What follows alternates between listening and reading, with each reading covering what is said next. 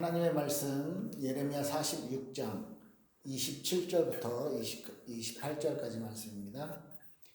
예레미야 46장 27절 28절 두 절 말씀을 같이 봅니다. 내 종 야곱아 두려워하지 말라. 이스라엘아 놀라지 말라. 보라, 내가 너를 먼 곳에서 구원하며 내 자손을 포로된 땅에서 구원하리니 야곱이 돌아와서 평안하며 걱정 없이 살게 될 것이라.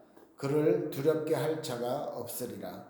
여호와의 말씀이니라. 내 종 야곱아, 내가 너와 함께 있나니 두려워하지 말라. 내가 너를 흩었던 그 나라들은 다 멸할지라도 너는 사라지지 아니하리라. 내가 너를 법도대로 징계할 것이요 결코 무죄한 자로 여기지 아니하리라 하시니라. 아멘. 지금 예레미야서를 계속 같이 보고 있는데요. 예레미야서에 대해서 이제 역사적인 배경이라든지 예레미야가 하나님의 말씀을 대언하면서 가지고 있었던 그런 중심, 그 믿음 이런 부분들을 이제 두 주간에 걸쳐서 이야기했죠. 그리고 오늘은 이제 예레미야서의 좀 결론적인 부분인데요. 예레미야의 메시지에서의 가장 중요한 부분입니다. 오늘 이제 성경 본문을 보면 하나님께서 이스라엘을 그 유다를요 반드시 구원할 것이다. 너희들을 다시 돌아오게 할 것이다. 너희들이 평안하게 살게 할 것이다. 그리고 다른 적들은 멸할지라도 너희들은 사라지지 아니할 것이다. 이렇게 약속하시는 것이죠. 자, 이게 예레미야 전체에 그 한 가지 주제를 굳이 성경 구절을 찾자고 이제 해보면 이제 많은 신학자들이요 예레미야 29장 11절 말씀, 예레미야 29장 11절은요 너희를 향한 나의 생각은 평안이요 재앙이 아니니라. 너희에게 미래와 희망을 주는 것이라. 이렇게 말씀하고 있어요. 그러니까 우리에게 있어서 하나님께서는 미래에 대한 희망을 주시고 재앙을 주는 것이 아니고, 우리에게 문제가 생기고 우리에게 어려움이 생기면 우리는 왜 우리가 뭘 잘못했을까?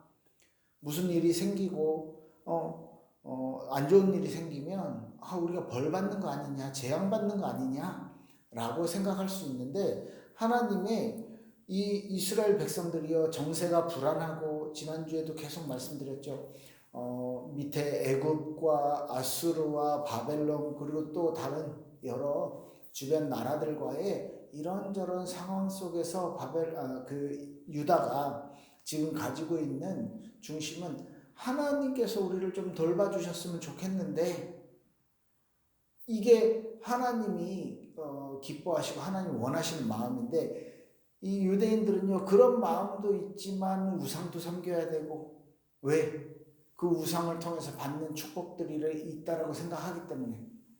그리고 그런 마음이 한켠에는 있지만 또 자기 쾌락도, 내가 하고 싶은 것도 해요. 내 삶에서 얻어지는 만족감이라든지 이런 것들을 또 포기하고 싶지 않은 거예요. 그러니까 이 타락하는 삶, 이 죄 가운데 있는 삶들을요 결코 내가 나의 정욕을 내려놓을 마음은 없으면서도 또 하나님의 그런 축복들은 또 받고 싶고, 이런 여러 가지 딜레마가 계속 있는 거죠. 그런데 너희가 바벨론의 포로가 될 것이다.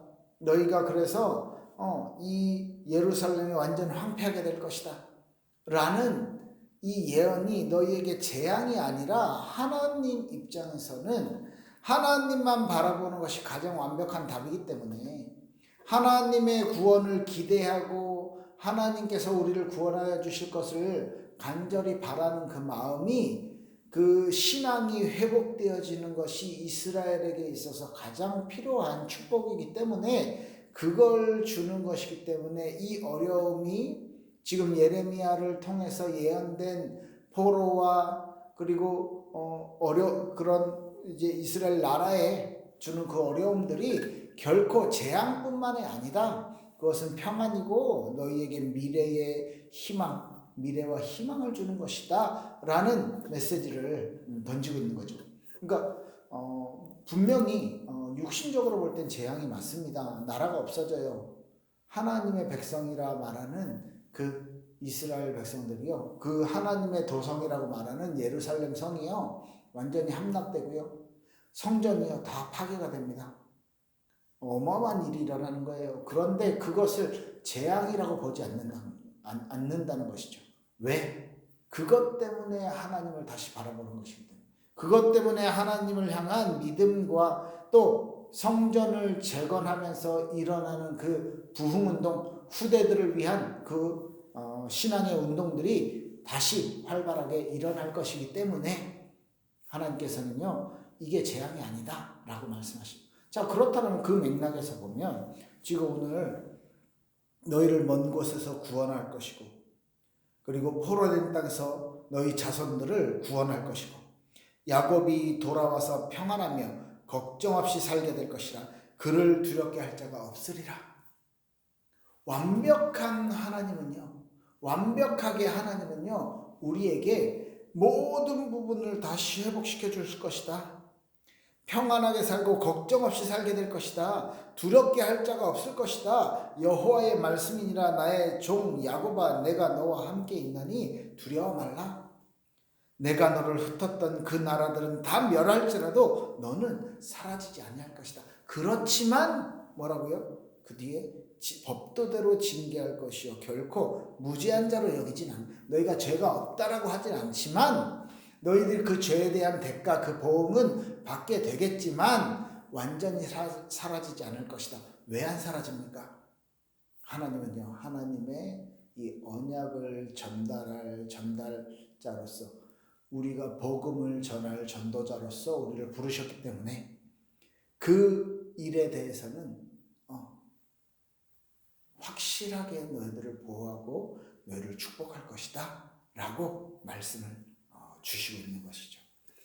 예레미야의 이 말씀에 대한 사역은요, 비록 하나님의 그 중심에 대해서 예레미야는 알고 있었지만 유대인들은 모르잖아요. 그런데 저 예레미야가 하나님의 선지자라고 말하면서 우리나라가 망하는, 우리나라가 포로로 잡혀간다는 그런 예언을 하고 있는 거예요. 그러니까 성도들 입장에서, 성도라고 해야 되나요? 그 백성들 입장에서는 저 예레미야가 미운 거예요. 왜? 자기들이 우상숭배하고 자기들이 타락하고 자기들이 죄를 짓고 있는 것을 지적하면서 하나님이 그에 대한 벌을 너에게 내린다. 그리고 하나님이 진노하셨다. 하나님이 너희들을 바벨론의 포로로 잡혀가게 할 것이다. 이러니까요, 매국노라고, 그리고요, 친바벨론파다. 그래서 감옥에도 보내고요. 보면요, 이 말씀을 전하는데, 하나님의 말씀을 전하는 사역을 하는데, 그 예레미야가요, 계속해서 조롱거리도 되고요, 욕을 엄청 먹는 거예요. 사람들한테 모욕도 당하고요. 왜? 나라를 팔아먹는 나쁜 놈이다, 나쁜 놈이라고 생각하는 거예요. 말씀 때문에, 이 말씀을 내가 전해야 되는데 막 그 마음이요 막 요동치고 막 말씀 전하는 게 너무 괴롭고 힘든 거예요. 그래서 예레미야 23장 9절에는 이 말씀 때문에 마음이 상하고 뼈가 떨리고 취한 사람 같고 포도주에 잡힌 사람 같습니다. 이런 고백도 해요. 그 정도로 예레미야가요, 힘들게 막 애절하게 사역을 하고 있는 거죠.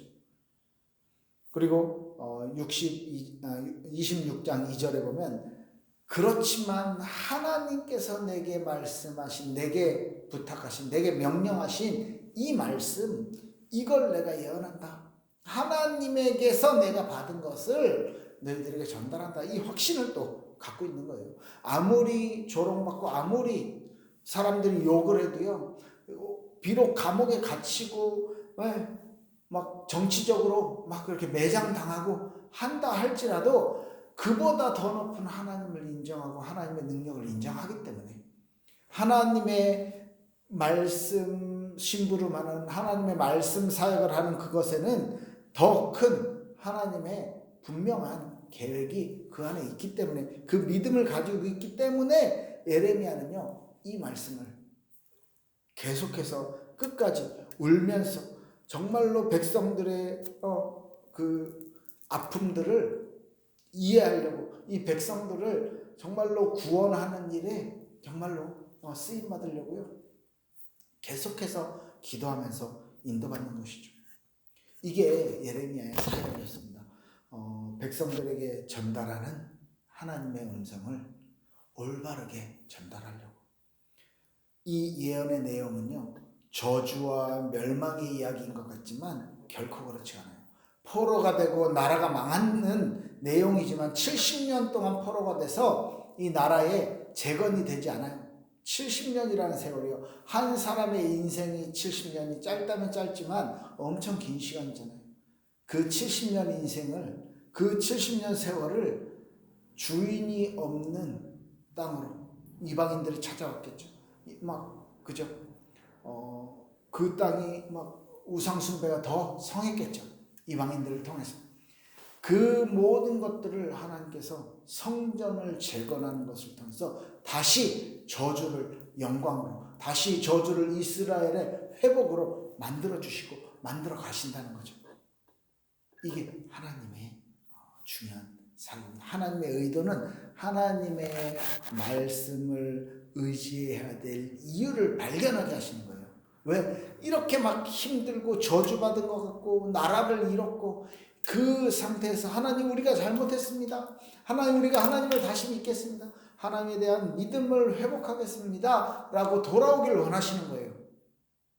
그게 하나님의 의도예요. 절대적인 하나님의 능력, 모든 세상을 주관하셔서 우리나라, 우리 유대인들에게 그 하나님의 구원의 계획을 설명하시기 위해서 애굽도 사용하시고 바벨론도 사용하시고 다 이 전 세계의 역사를 움직이시면서까지도 유대 나라 하나님의 백성 그들에게 하나님의 메시지를 전달하고자 하는 것이죠. 사실 이제 46장을 봤는데 이 안에 쭉 이 앞의 내용들 그리고 뒤의 내용들 전체를 보면요, 이 나라는 이렇게 망할 것이다. 이 나라는 이렇게 저주받을 것이다. 이 나라는 이렇게 보응받을 것이다. 애굽은 이렇게 될 것이고 너희가 애굽을 의지하지 말아라. 만약에 너희가 애굽을 의지해서 애굽으로 내려가고 애굽으로 도망간다면 그 애굽에도 저주가 내릴 것이다. 이런 말씀들을 쫙 해요. 바벨론도 어떻게 망하게 되고 애굽도 어떻게 망하게 되고 그 주변에 있는 나라들 아수르도 이렇게 망했고 이런 말씀들을 쭉 하면서 지금 오늘 27절을 말씀하시는 거예요. 뭐라고요? 내 종 야곱아 두려워하지 말아라. 다 망할 건데 특히 애굽에 대해서 쭉 얘기하시다가 애굽을 내가 이렇게 망하게 하고 애굽이 이런 보응을 받게 될 것인데 너희는 그래서 애굽을 의지하지 말아라 라는 말씀들을 계속 하시면서 지금 27절에요. 내 종 야곱아 두려워하지 마라. 이스라엘아 놀라지 말라. 보라 내가 너를 먼 곳에서 구원하고 내 자손을 포로된 땅에서 구원하느니 돌아와서 평안하고 걱정 없이 살게 될 것이라. 그를 두렵게 할 자가 없으리니 여호와의 말씀이니라. 아멘. 이게요, 모든 나라에 대한 심판할 수 있는 절대자 창조주만이 할 수 있는 말씀이잖아요. 그렇죠? 그 하나님이 저와 여러분들과 함께 계신 분이고요. 그 결과는요, 하나님 주시는 결과, 말씀의 결과, 지금 내가 너를 구원하리라 라는 말씀을 주셨는데 이 결과는요, 아까 29장 11절에 예레미야 29장 11절에 말하고요, 너희에게 주는 것이 평안이요 재앙이 아니다. 내가 너희들을 향해 갖고 있는 마음은 이것이다 말하면서 너희에게 미래와 희망을 주는 것이다. 왜요? 이스라엘 백성들이요 바벨론으로 포로로 잡혀갔어요. 그 땅에서 힘들게 타향살이를 합니다. 그곳에서요 하나님이 주시는 회복을, 이 약속을 받았기 때문에 이미 먼저 회복을 기도해요. 간절히 기도해요. 하나님이 우리를 회복시켜달라고. 예를 들면 다니엘 같이 정말로 예루살렘을 향해서 그 성전이 있던 그곳을 향해서 바라고 매일 3번씩 기도했다고 그랬잖아요. 그 솔로몬의 기도가 성취되었다고 얘기했잖아요. 그렇게 포로로 잡혀간 모든 사람들이요 간절하게 하나님께 구원을, 하나님의 회복을 기도하는 거예요. 그때 알게 되는 것이죠. 아, 하나님 모든 나라들의 주권을 가지고 계시는구나. 하나님이 역사를 뒤집어 가면서도 우리가 하나님을 찬양하고 하나님께 영광 돌리고 하나님을 믿기를 원하는구나. 이 나라를 움직이시면서까지도 우리에게 하나님의 것을 알려주시는구나 라는 메시지를 계속 희망의 메시지를 던지는 거예요. 자, 지금 오늘 성탄절이잖아요. 그죠? 성탄 예배가 왜 성탄절 메시지를 안 하고 우리 흐름 속에서 이 메시지가 똑같아요. 성탄의 메시지입니다. 예수 그리스도가 메시아가 이 땅에 오신 그날에 하나님의 마음, 하나님의 중심은 어떤 것 같아요? 하나님이 우리를 구원하시기 위해서 구원에 대해 주신 그 기쁨의 좋은 소식이 어떤 것입니까? 미래에 대한 희망의 메시지죠. 너희가 지금 완전히 죄 가운데 있는데 너희 스스로는 그 죄 속에서 빠져나올 수가 없는데 그 너희들을 구원할 메시아 그리스도를 보내줘서 너희들에게 희망의 미래를 선사하겠다. 너희들에게 구원의 축복을 재앙이 아니라 평안의 복음을 너희들에게 전달하겠다. 그게 성탄의 의미잖아요. 자, 보십시오. 무한한 사랑이 지금 있어요. 먼 곳에서 다시 회복하고 내 자손을 포로된 땅에서 구원하고 돌아와서 평안하고 걱정 없이 살게 하나님 위로해 주시잖아요. 지금 불안에 떨고 있는 백성들에게 위로를 주셔요. 사랑과 보호의 메시지를 주셔요. 다 흩었던 너희들을 다 흩었던 그 애굽도 바벨론도 아수르도 전부 다 망하지만 너희들은 그렇게 사라지지 않을 것이다. 정말 하나님 보호해 주신단 말씀. 그리고요, 하지만 제일 마지막에 내가 너를 법도대로 징계하고 결코 무죄한 자로 여기지 아니할 것이다. 이 얘기는 뭐예요? 정확하게 말하는 거죠. 너희들이 지은 죄에 대한 대가는 반드시 보응을 받을 것이야. 하나님의 무한한 사랑과 하나님의 완벽한 공의, 정의, 철저한 정의에 대해서, 이 공의에 대해서 하나님 같이 말씀하십니다. 그리스도의 탄생, 그리스도의 성장, 그리스도의 공생애와 그리고 십자가 사건, 부활하시고 승천하시고 이제 앞으로 다시 재림하실 것만 남았는데 이 모든 약속이 어디에서 우리에게 성취되어집니까? 하나님의 평안의 복음 안에서.